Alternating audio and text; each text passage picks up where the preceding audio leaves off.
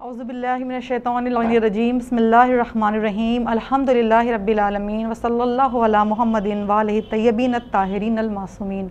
नाज़रीन गिरामी अस्सलामु अलैकुम व रहमतुल्लाहि व बरकातुहू।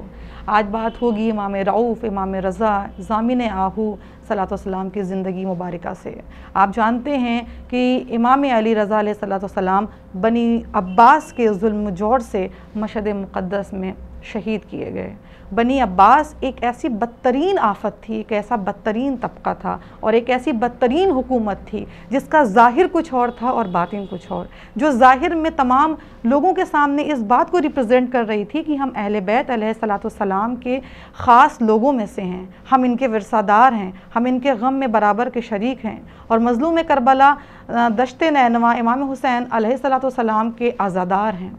इसी बात का प्रोपेगेंडा करने के लिए उसने इमाम रज़ा अलैहिस्सलाम को मदीने से मशहद मुक़द्दस खुरासान की जानिब बुलाया ताकि इमाम के सिपुर्द वली अहदी कर सके। आप जानते हैं कि इमाम अली रज़ा अलैहिस्सलाम तमाम 12 इमामों में वो वाहिद इमाम हैं जिनके सामने ज़ाहिरी वली अहदी की दावतनामे को रखा गया कि आप इस दावतनामे को कबूल कीजिए। और आप जानते हैं कि जो शख्स, जो बादशाह यानी मामून रशीद, हारून रशीद इमाम के सामने वली अहदी का दावा कर रहे थे, तो वो लोग जो अपने भाई पर जुल्म करते हैं, उन्हें कत्ल करते हैं ताकि हुकूमत उनके इक़्तिदार में आ जाए, कुदरत उन्हें मिल जाए, वो क्यों कर इमाम को वली अहदी की दावत दे सकते हैं। यही वजह है कि जब इमाम को रमज़ानुल मुबारक में वली अहदी की दावत दी गई और मजबूर किया गया कि आप इस वली अहदी को कबूल कीजिए, तो इमाम ने कहा कि ठीक है, मैं इस वली अहदी को कबूल करता हूँ मगर मेरी कुछ शराइत हैं। इमाम ने सियासी पहलुओं को भी उजागर करके ये बताया कि आप तक़य्ये में भी रहकर किस तरह हुकूमत कर सकते हैं। और इमाम ने कहा मैं हुकूमती मामलात में इंटरफेयर नहीं करूँगा, वली अहदी के साथ को कबूल तो करता हूँ मैं, लेकिन किसी मामलात में इंटरफेयर नहीं करूँगा, किसी को अपनी किसी पोस्ट के लिए अपॉइंट नहीं करूँगा, किसी को रिग्रेट नहीं करूँगा। यानी हुकूमत को कबूल करते हुए भी इमाम हुकूमती मामला से दूर रहे ताकि दुनिया ये जान ले कि मज़लूमियत के साथ इमाम का ख़ात्मा खैर हो रहा है।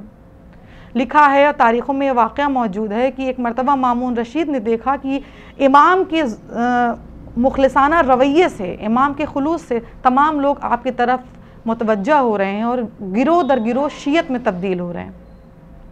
तो उसने वेदर इन्फॉर्मर्स को बुलाया और कहा ये बताओ कि बारिश के कुछ आसार हैं। वेदर इन्फॉर्मर ने कहा नहीं, ये साल कहत का साल है, इस साल बारिश नहीं होगी। उसने कहा मैं तुम्हें एक दिन का वक्त देता हूँ, खूब सोच कर, समझ कर और देख कर ये बताओ कि बारिश के आसार कब तक हैं। उन वेदर्स इन्फॉर्मर ने कहा कि इस साल बारिश के कोई आसार नहीं है, ये पूरा साल कहत का साल है। कहा कि ठीक है, हम पब्लिक में ये बात आम करवा देते हैं कि बारिश नहीं हो रही है, आप अपने इमाम को, इमाम वक्त को, इमाम रऊफ़ को, इमाम रज़ा को बुलाइए और उनसे कहिए कि आप दुआ करिए, आप उम्मत के हुक्मरान हैं और अल्लाह के ख़ास बंदे हैं और अल्लाह की जानिब से 8वें इमामत के नायब पर मुकर्रर हुए हैं, तो आप दुआ कीजिए ताकि बारिश हो जाए। इमाम ने कहा कि ठीक है। इमाम को बुलाया और कहा आपको लोगों के मसाइल को हल करना है, बारिश नहीं, कहत का वक्त है, आप लोगों के मसाइल को हल कीजिए और आप दुआ कीजिए कि बारिश हो जाए। इमाम ने बहुत ही खूबसूरत जवाब दिया, कहा मैं इस तरह दुआ नहीं करूँगा, पहले मैं अपने इमाम की और अपने जद रसूल खुदा की सुन्नत पर अमल करूँगा। मामून ने पूछा वो क्या सुन्नत है। कहा पहले मैं 3 रोज़ रोज़े रखूँगा और लोगों से कह दो एक बड़े से मैदान में जमा हो, मैं वहाँ नमाज़ पढ़ूँगा, नमाज़ पढ़ने के बाद परवरदिगार आलम की बारगाह में दुआ करूँगा ताकि मेरी दुआ को कबूलियत मिले। तो उसने मामून ने कहा कि क्या इस खबर को तमाम लोगों में आम कर दिया जाए। कहा बेशक तमाम लोगों में आम कर दिया जाए।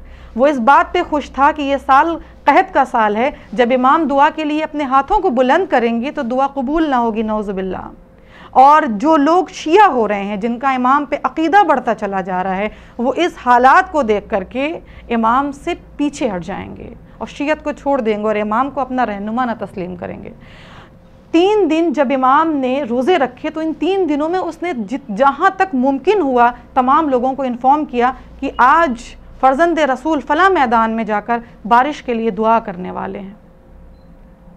इमाम ने 3 दिन रोज़े रखे। उसके बाद लिखा है कि आप मैदान की तरफ आए, खुले हुए मैदान में आए, देखा लोगों का एक हुजूम है और गिरोह दर गिरोह लोग और आते जा रहे हैं। इमाम ने नमाज़ पढ़ी, اپنے سر سے امامے کو اتارا، امامے کے پیچھوں کو کھولا اور پروردگار عالم کی بارگاہ میں دعا کے لیے ہاتھ اٹھایا، اے پروردگار عالم تجھے میری مظلومیت کا واسطہ ہو، ان کی پیاس کو سیرابی میں تبدیل کر دے۔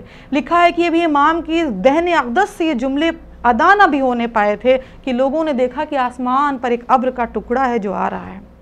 لوگ جلدی جلدی اٹھ کر جانے لگے۔ امام نے کہا نہیں ابھی مت جاؤ، یہ ابر تمہارے لیے نہیں ہے بلکہ برابر والی بستی کے لیے ہے۔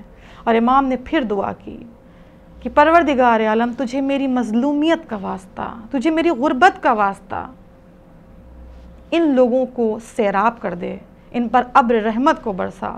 اور لکھا ہے کہ پھر دیکھا آسمان نے کہ اتنے بادل آ گئے کہ سورج ان بادلوں کے پیچھے چھپ گیا۔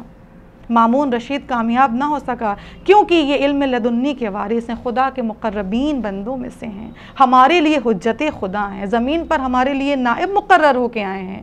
ہم ان کی سیرت طیبہ کو دیکھ کر اپنی زندگی کو گزاریں گے، تبھی ہماری زندگی کامیاب اور کامران ہوگی انشاءاللہ۔ لوگ جلدی جلدی جانے لگے۔ معصوم نے فرمایا گھبراؤ نہیں، دھیرے دھیرے اپنے گھر کی جانب بڑھو، جب تک تم اپنے گھر نہ پہنچو گے یہ بارش نہ برسے گی۔ گویا یہ بتایا کہ یہ ابر کا ٹکڑا میرے حکم کا منتظر ہے، میں جب چاہوں بارشیں کروا سکتا ہوں۔ اور امام نے دعا کی، بارش ہوئی اور لوگوں کی پیاس اور اس وقت کا قحط دور ہوا امام کی دعا سے۔ اور یہ واقعہ جب رونما ہو چکا تو ایک مرتبہ مامون رشید آگ بگولا ہوا، کیونکہ اس واقعہ کے بعد تمام تر اور لوگ جو امام کو نہیں جانتے تھے اور امام کو نہیں پہچانتے تھے دین اسلام میں گروہ در گروہ شامل ہونے لگے۔ مامون نے ان ویدر انفارمرز کو بلا کر کہا تم نے کیسی غلط اطلاع دی تھی، تم نے مجھے لوگوں کے سامنے شرمندہ کیا، میں فرزند رسول کو شرمندہ کرنا چاہ رہا تھا نعوذ باللہ اور تم نے مجھے شرمندہ کروایا۔ انہوں نے قسمیں کھا کر کے یہ بتایا کہ نہیں اس سال بارش کے کوئی آثار نہیں تھے، لیکن اہل مجلس کیسے لوگ تھے، کیسے اس وقت کا ماحول تھا کہ زندہ معجزہ دیکھتے ہوئے فرزند رسول کے جمال مبارک کو دیکھتے ہوئے لوگ امام کی جانب سے اپنے دل کو جوڑ نہ پائے اور امام کی جانب سے اپنے دل کو ہٹا دیا۔ اس میں سے ایک خاتون نے کہا لگتا ہے کہ یہ شخص بہت مظلوم تھا، تم نے سنا نہیں کہ پروردگار عالم کو اس نے اپنی مظلومیت کا واسطہ دیا۔ ہاں یہ وہ امام ہیں جنہیں غریب الغرباء کہتے ہیں، اسی لیے کہتے ہیں کہ جب امام کو حکم ہوا کہ آپ خراسان کی جانب آئیں تو آپ نے جب مدینے کو الوداع کہا تو تنہائی اور غربت اور مصیبت اور پریشانی کے عالم میں تھے۔ 28 رجب کو جب مظلوم دشت نینوا جانب کربلا رواں دواں ہوئے تھے تو کم از کم آپ کے ہمراہ ہاشمی لشکر تھا، خواتین تھی، بچے تھے، لیکن جب امام رعوف، امام رضا، امام غریب طوس خراسان کی جانب جا رہے تھے تو تنہائی کا عالم تھا۔ مزار رسول سے لپٹ کر یہی آواز دی اے میرے جد امجد یہ میرا آخری سفر ہے اور مجھے سفر میں دوبارہ مدینے آنا نصیب نہ ہوگا اور غریب اس غریب کی قبر طوس میں بن جائے گی۔ امام کو خراسان سے بلایا گیا اور آپ کے سامنے زہر کا خوشہ پیش کیا گیا انگور کی شکل میں، کہا آپ اسے نوش فرمائیے۔ امام نے فرمایا اے مامون کیوں حجت خدا کو ختم کرتا ہے، کیوں زمین پر اپنے آپ کو گناہگار ثابت کروا رہا ہے، کیوں جہنم خرید رہا ہے؟ میں نائب خدا ہوں، زمین پر حجت خدا ہوں، تیری اور تمام انسانیت کی رہنمائی اور فلاح و بہبودیت کے لیے حاضر ہوا ہوں۔ لیکن مامون نے رحم نہ کیا، کہا آپ کو یہ انگور نوش فرمانا پڑے گا، اور امام نے وہ انگور نوش فرمایا جس کے سبب سے آپ کا کلیجہ دوپارہ ہوا اور آپ کی شہادت واقع ہوئی۔ امام نے حکم دیا تھا میرے جنازے کو کوئی غسل و کفن نہ دے گا، مدینے سے میرا لال آئے گا جو میرے جنازے کو غسل و کفن دے گا۔ یقیناً امام کی شہادت بے انتہا عالمگیر ہے، ہم اس شہادت پر خون کے آنسو بہاتے ہیں، اپنے وقت کے امام کو اس دن کی اور اس شب کی شہادت کے عنوان سے تعزیت پیش کرتے ہیں، دعا کرتے ہیں جلد از جلد ظہور امام وقت ہو تاکہ ان تمام قاتلان مظلوم کربلا کے ساتھ ساتھ ہمارے اماموں کے قاتلوں سے بھی بدلہ لیا جا سکے۔ وَسَيَعْلَمُ الَّذِينَ ظَلَمُوا أَيَّ مُنقَلِبٍ يَنقَلِبُونَ۔